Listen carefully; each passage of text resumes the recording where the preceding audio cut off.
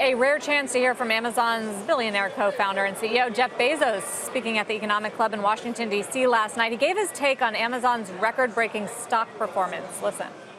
Look, when the stock is up 30% in a month, don't feel 30% smarter.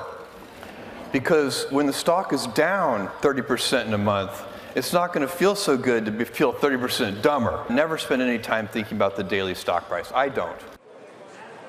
Amazon notably became the second company ever to cross $1 trillion in valuation earlier this month, but that's not the only milestone that occurred this summer for Bezos. The Amazon CEO also officially became the world's richest person, on which he gave his take last night also. It's a kind of an interesting curiosity, but it's not the thing. I would much rather if they said like, inventor Jeff Bezos or entrepreneur Jeff Bezos or, father Jeff Bezos. Those kinds of things are much more meaningful to me. And it's an output measure. If you look at the financial success of Amazon and the stock, I own 16% of Amazon. Amazon's worth roughly $1 trillion. That means that what we have built over 20 years, we have built $840 billion of wealth for other people. Remote. Joining us now to discuss those comments is Tom Fort from D.A. Davidson & Co. and Dryden Pence from Pence Wealth Management. Very good afternoon to you both. Tom, I'll start with you. What was your take on some of those comments last night? Did you kind of get a lead on the stock price direction at all? Sure. So those comments specifically are remarkable when you think about the wealth creation that Jeff Bezos has resulted in for shareholders of Amazon.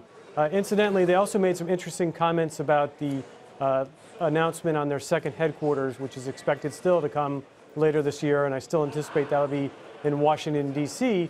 And then he also made some interesting comments about the press and the president. But as far as what you just talked about, so very amazing wealth creation by Jeff Bezos as CEO of Amazon. You are a shareholder? Absolutely. Long time? Absolutely. How long? 6 years. We've got probably over $40 million worth of their stock. And we're very, very pleased with Amazon and think it has a great potential for the future. Yeah, I guess it doesn't seem to matter that Jeff Bezos never spends any time thinking about the daily stock price. Well, How do you feel as an investor hearing that from a CEO? I actually kind of like it because he has a great ability to think strategically about changing how we do things, how we buy things, what the American consumer wants. And that's where, as an investor, that's where I want him to focus. Where's the company, not just next quarter, but for the next 10 years? Dryden, clearly recently he's made this commitment of $2 billion to go into philanthropic work, which is, of course, highly commendable. Does that, in a small way, worry you? Might he start to shift more of his time to that sort of thing and step down from the executive position at the company? I think that if Jeff Bezos brings his talent to philanthropy, I think that's a better thing for the entire world. I don't think it's going to distract him from Amazon. It's just going to allow him to have another outlet for the talent that he has of understanding how to get things done. Talking about the sort of wealth creation and the Amazon effect on workers and places, let's talk about HQ2, Tom. What insight do you have, if any, into this decision, and what does it mean for Amazon's business? Sure. So ultimately, I think this is about influence and how can Amazon maximize its influence. And if you look at the list of 20 finalists, Washington, D.C. and 2 neighboring locations are 3 of the 20 finalists. So I think ultimately, Washington, D.C. or a neighboring location will be the headquarters, because that's what would give Amazon the most influence, being that close to the federal government. Tom, he made some comments on journalism, the importance of it, and some of the rationale for why he bought the Washington Post, and sort of pushing back on President Trump's attacks or comments in the other direction. What do you make of that? Do you think it's a risk for him, for his company, and possible future regulation or actions from the president? Answering that last part, absolutely it is a risk.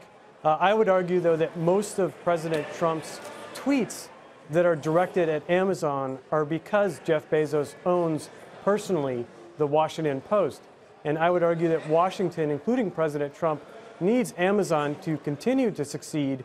If you think about the second headquarters, we're talking about thousands of jobs job creation and arguably one of the most powerful and effective U.S. companies.